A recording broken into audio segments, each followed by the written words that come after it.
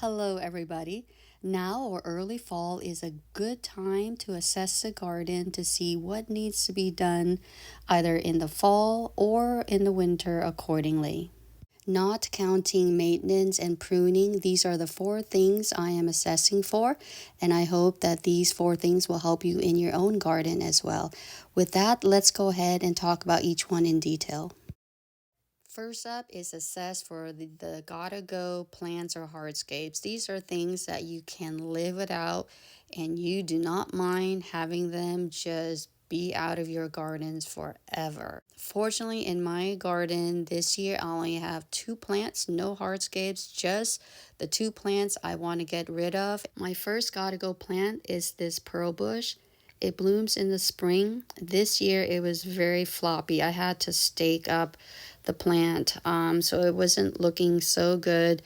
And you can see that the foliage does not look good at all. It got damaged. So it only gives you one season of interest. The rest of the time, it just looks really horrible. Even when it was blooming, it was just not pleasant to look at with it being so floppy. It's just not a plant I want to keep in my garden anymore, so it has to go. The second one is this Tennessee coneflower. You can see that it's facing one direction. It faces east. All of them do. And it's just so floppy. And I don't think I want to keep it in my garden anymore, unfortunately. So it has to go. Another thing I like to assess is what plants need to be moved or transplanted to a different location. It could be because the plant has outgrown a location, or it's aesthetically not pleasing in that location, or it was not a right plant, right location kind of thing. It could be a number of things. In my space here, I just need to transplant a number of plants due to the various reasons mentioned earlier. The first being this dianthus. It looks more domesticated, so it should be closer to the house instead of being farther away in this hillside or on this hillside garden here. Next up are these lavenders. They look so beautiful. Nothing wrong with them here. They've done beautifully, but you cannot see the blooms very well. I think they would do so much better on the hillside garden where there are more yellow plants, and yellow and purple are complementary colors. So they should do better over there, in my opinion. Another plant I'll be transplanting is this Amsonia hubrechtii. There's nothing wrong with the location here. In this case, I want to put another plant around here, so I will be transplanting this to a nearby location where I'll be pointing my finger at. So and that's something that you will find too, that you just need to relocate a plant so you could put another plant in there. Sometimes you might need to move big established plants like this hydrangea and the Rose Creek abelia. I'm not very happy to be transplanting them, but I need to because they have outgrown their spaces. So if you're going to be transplanting big plants, make sure that you know what you're doing, meaning that you are ready to do it, and also be very careful with your back if you have back issues. Next up is this angel white lilac. Though the tag says that it can take full sun, but full sun where we live here is extreme for it, so I think it would do better in part shade. So look at the foliage. It bloomed beautifully in the spring, but you can see that the summer has damaged the foliage, so it's going to be moved to a different location. All right, let's talk about redoing or redesigning a space.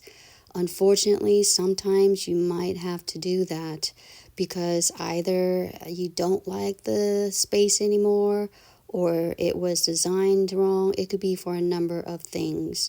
Now, let's look at this front gravel area. This is an example of something that originally was great that turned not great. So it was a solution to a problem that led to a problem. So because of that, I need to redo this area. And the goal is to finish it before spring of next year. So this next redo or redesign area is an example of a challenging space. So it is something that you might not be able to get done or get it right the first season or the second season. It might take you several seasons to get it exactly how you want it, and that should be okay. Just do what you can each season, and that should be fine. So the challenge I have with this space is that the two sides are not at the same level.